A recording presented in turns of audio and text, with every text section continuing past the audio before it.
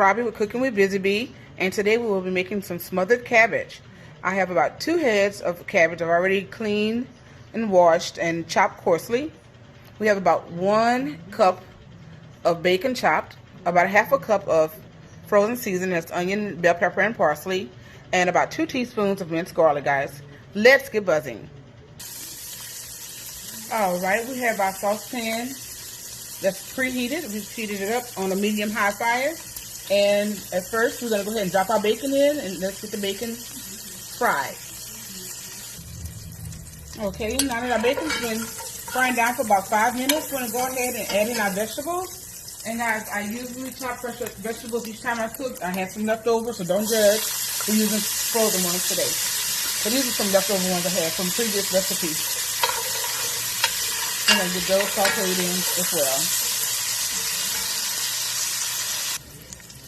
Okay, our bacon is cooking beautifully, and our vegetables are getting nice and soft. We're just going to cook them down just enough to get translucent.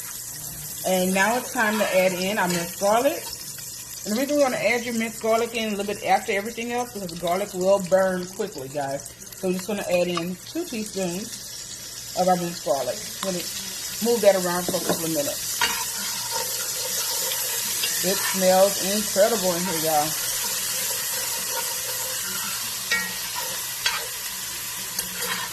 And now that we have all of this cooked down, time to add in the star of the show, which is our cabbages. And I just kind of take them and throw them in a pot, break them up by hand. I'm going to add in all of our cabbages. And it doesn't take very long to cook, guys. Cabbages will make its own water, so you don't have to add very much water in. But all of this flavor that we've added to the bottom of this pot with the bacon and the vegetables and the garlic, it's going to soak up all of that incredible flavor. So I'm going to go ahead and add the cabbages, guys.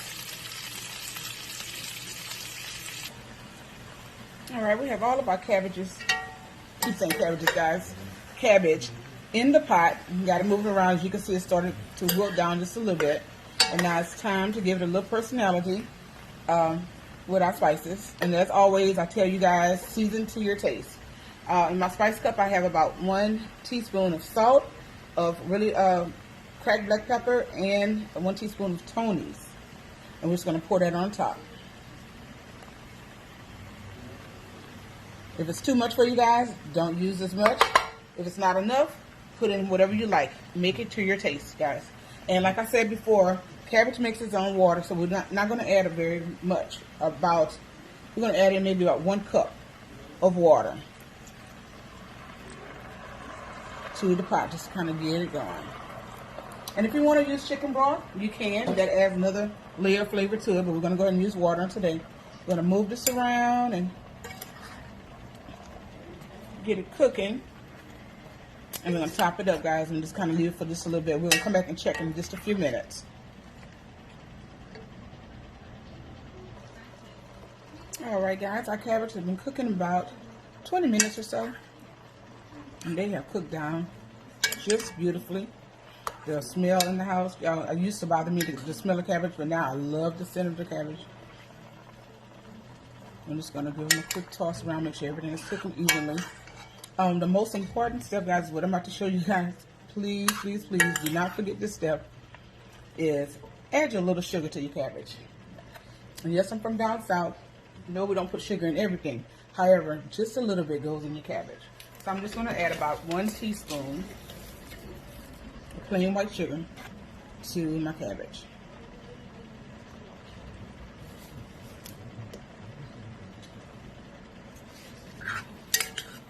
It gives it a really good flavor and a good taste. And you can cook them, y'all, depending on how well you like them cooked down. Some people like just stop them right here. I like mine cooked down just a little bit more. But it's up to you. And all, you know, as always, taste it. Taste it to see if you have enough salt, see if you have enough pepper or Creole seasoning. Taste your cabbages and see if you need to add anything else to them. And if not, we're going to cook these down maybe about another 10 minutes. We'll be back. Alright, family, we are done. We have cooked our cabbage down for maybe a total of 25 to 30 minutes. Is at my desired consistency. I see all that beautiful bacon that's cooked down and rendered into the cabbage, guys. You can either cook you some rice and eat it on top of rice, or just eat it alone with a piece of cornbread. It's up to you. As always, like, share, and comment, guys. Let me know what you think down below. Be blessed.